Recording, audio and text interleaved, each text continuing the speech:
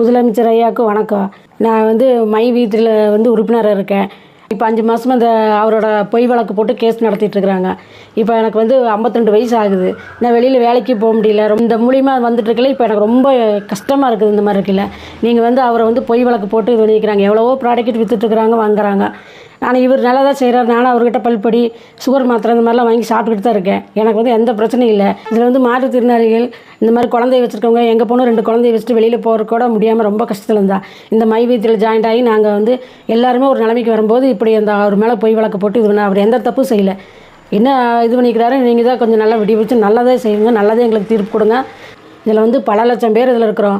இதில் நல்ல ஒரு தீர்ப்பாக நீங்கள் தான் அங்கே ஐயா எங்களுக்கு செய்யணும். இதை ரொம்ப உங்களுக்கு தாழ்மையுடன் கேட்டுக்கிறேன். ரொம்ப கஷ்டத்தில் இருக்கிறோம். நல்லபடியாக எங்களுக்கு ஒரு தீர்ப்பு சொல்லி அவருக்கு நல்லபடியாக ஒரு பண்ணுங்கள். தப்பு செஞ்சுருந்தா நாங்களே உங்களுக்கு கம்ப்ளைண்ட் பண்ணுவோம். ஆனால் அவர் எந்த தப்பும் செய்யலை. நல்லதே செஞ்சவங்களை ஏன் இந்த மாதிரி பண்ணுறீங்க? நீங்களே ஒரு நல்ல தீர்ப்பாக சொல்லி எங்களுக்கு நல்ல வழி காமிங்க. மை வீத்திரி தோழர்களே, நம்ம முதல்வர் நம்ம எம்டியை மீட்டு கொடுப்பாரு. எல்லோரும் நம்பிக்கையோடு இருங்க. எந்த பயம் வேண்டாம். யாரும் எந்த மனசு குழப்பம் பண்ண.